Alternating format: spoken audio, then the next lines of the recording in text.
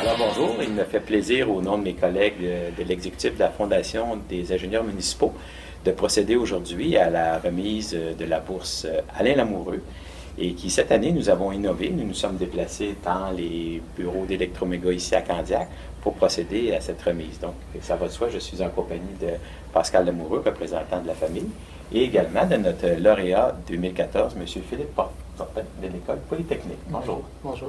J'aimerais ça, M. Fortin, que vous nous expliquiez brièvement un peu en quoi vont consister vos travaux de recherche.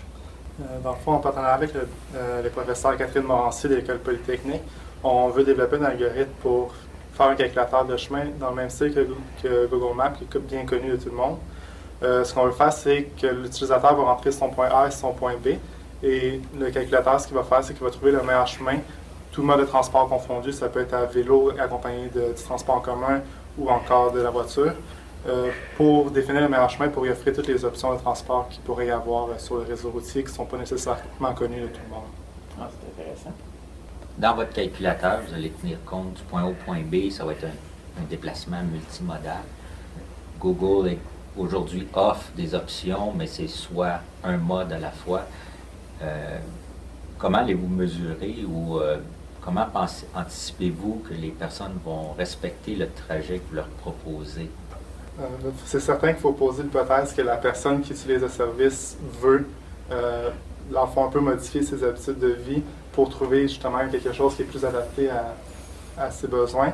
Ce qui pourrait être intéressant, c'est qu'une fois que l'algorithme va être développé, qu'on va avoir trouvé le meilleur coût autant du niveau du temps, du niveau de coût monétaire, et on pourrait intégrer d'autres aspects comme l'activité physique et les autres bénéfices qu'il pourrait y avoir. Disons, si ça va prendre 10 minutes de plus en transport parce qu'ils le font en vélo, mais ça pourrait leur sauver aussi du temps en activité physique le soir.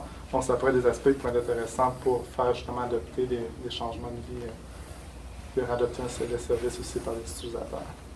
Dans votre algorithme, vous allez considérer différents poids pour les différents modes de transport selon certains critères qui pourraient justement changer le choix du déplacement? Oui, exactement, parce qu'il peut aussi, disons juste avec la voiture, il peut avoir différents coûts de l'essence, le coût de stationnement une fois rendu à destination, mais aussi pour le transport en commun, il peut avoir le coût d'attente qui n'est pas toujours le même.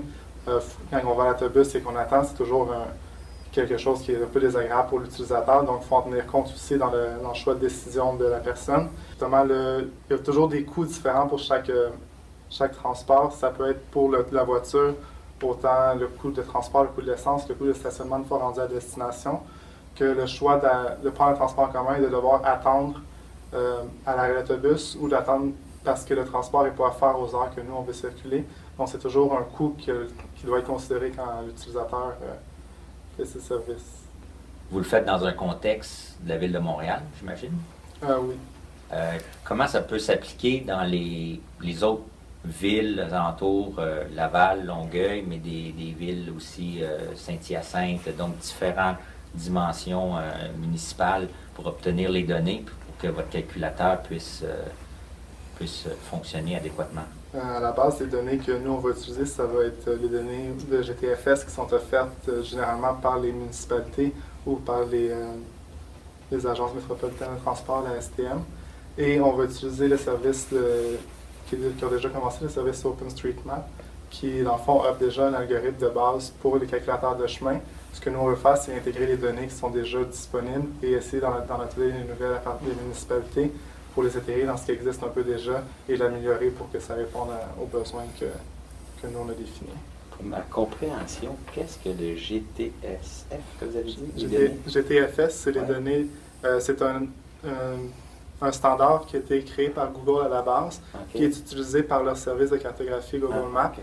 qui est, dans le fond, eux autres ont créé le système de base et chaque agence de transport est responsable de créer ces données, de rendre disponibles ses arrêts et tous ses passages à chaque arrêt, et dépendamment aussi avec les services en jour férié, c'est toutes des données rendues disponibles au public. Écoutez, ça me semble très intéressant. Puis j'aimais la question de Pascal, comment on pouvait exporter ce projet-là. Parce qu'au départ, je le voyais ciblé assez vers Montréal, on parlait d'autobus, etc. Mais je vois que ça peut être exportable à plein de collègues du réseau municipal. Puis on va avoir très grand intérêt de lire vos travaux d'avancement parce qu'on va s'attendre à ce que vous nous fasse un petit article sur vos travaux de recherche dans le revue Contact Plus que les gens lisent assidûment. Alors, encore une fois, je vous remercie et je vous souhaite sincère bonne continuité dans vos travaux de recherche. Merci beaucoup. Au nom d'Electroméga et le président de l'entreprise, il m'a fait plaisir de remettre la bourse Alain Lamoureux à M. Philippe Fortin pour son projet de maîtrise sur un calculateur multimodal pour les municipalités.